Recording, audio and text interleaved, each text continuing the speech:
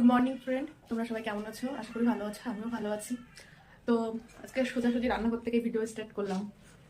আজ 1 বছর পর আমি রান্না করে, মানে এতদিন মা ছিল, মা রান্না করতো, আমি টুকটাক করতাম কিন্তু সেইভাবে না, যা কিছু সব মার কাছে জিজ্ঞাসা করতাম, করে করে করতাম।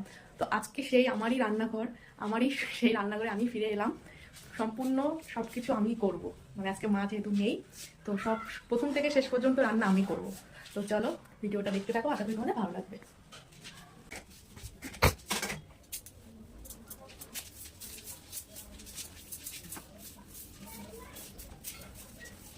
এদিকে ঝাঁট দিতে পারলাম না, ওইদিকে ছেলে পটি করে বসে রয়েছে, যা এখন পরিষ্কার করতে।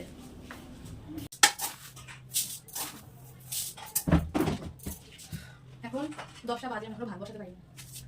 সবাই ছেলেকে পরিষ্কার করে এসে এখন চাল মেপে ভাত বসাবো।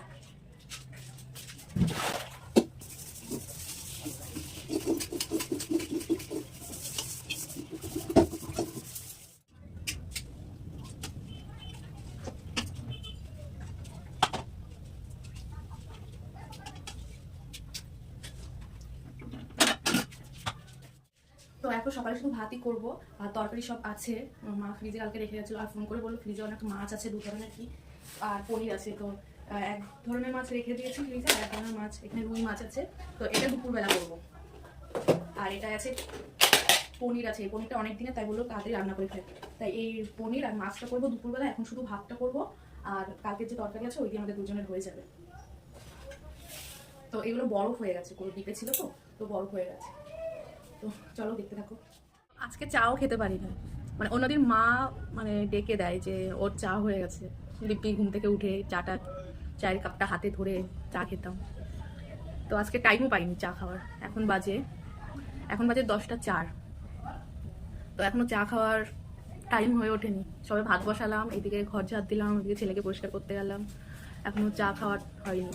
তাও বর অনেক হেল্প করে দিচ্ছে, ও করে, প্রতিদিনই করে, কিন্তু আজকে একটু বেশি করে দিচ্ছে। ও ঘরটা ঝাড় দিয়ে দিচ্ছে, ছেলের জামা কাপড়গুলো ধুয়ে দেবে। তো এখন আর চা খাবো না, দেখি কিছু বিস্কুট খেয়ে নেবো, ভাতটা হলে তারপর একেবারে ভাত খাবো। তো এখানে মাছ আর পনিরগুলো ডিপে ছিল যেহেতু, তো বরফ হয়ে গেছিলো, এটা পুরো শক্ত হয়ে গেছে বরফ। তাই এগুলো এখন জলে ভিজিয়ে রাখি, কারণ এমনিতে লেট হয়ে গেছে, তো রান্না করতে আরও বেশি লেট হয়ে যাবে। তার জন্য একটু জলে ভিজিয়ে রাখি, বরফটা ছাড়ালে আমি রান্নাটা বসিয়ে দেবো।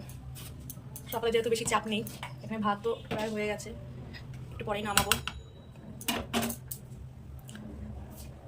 তো এতদিন তো রান্না ভাত খেয়েছি, অতটা মালুম পাইনি, আর আমার ঠান্ডাও লেগেছে খুব।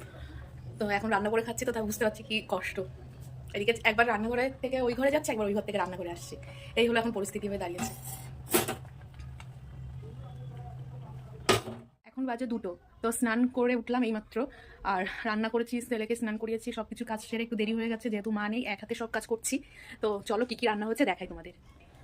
তো আজকে দুপুরে রান্না করেছি ভাত, এখানে ভাত আছে, এখানে আলু ক্যাপসিকাম দিয়ে পনিরের তরকারি করেছি,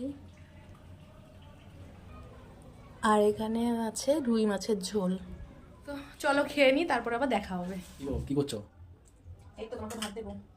তা বাবা, এত সাজিয়ে গুছিয়ে কি ব্যাপার? কোথায় আর সাজিয়ে গুছিয়ে, আজকে নিজে হাতে রান্না করলাম এতদিন পর, তাই ভাবলাম একটু সাজিয়ে গুছিয়ে দিই। এই যে বেশি কিছু নেই, যেখানে মাছের ঝোল আছে, এই যে ভাত আর এই পনিরের তরকারি। বাহ, খুব আমারটা সুন্দর। সাজিয়েছি, তোমারটা এক একটা। হ্যাঁ, বাহ, খুব সুন্দর। ঠিক আছে, চলো খেয়ে দেখি। তো এই যে সুন্দর করে সাজিয়ে দিয়েছি ভাত, আমারটা সাজিয়ে নিয়েছি, এখানে মাছের ঝোল আছে। চলো খেয়ে তুমি বলবে যে কেমন হয়েছে, প্রায় 1 বছর পর রান্না করলাম তো, ঠিক আছে? ঠিক আছে। তো বন্ধুরা তোমরা ভিডিওটা দেখতে থাকো। কি গো, কেমন হয়েছে খেতে? খুব ভালো। তোমার সেই 1 বছর পরে রান্নার স্বাদ এখনো আছে। সত্যি বলছো তো? সত্যি বলছি। কি দিয়ে খাচ্ছ এখন? পনির? পনির ও আচ্ছা, ভালো আছে, খুব সুন্দর।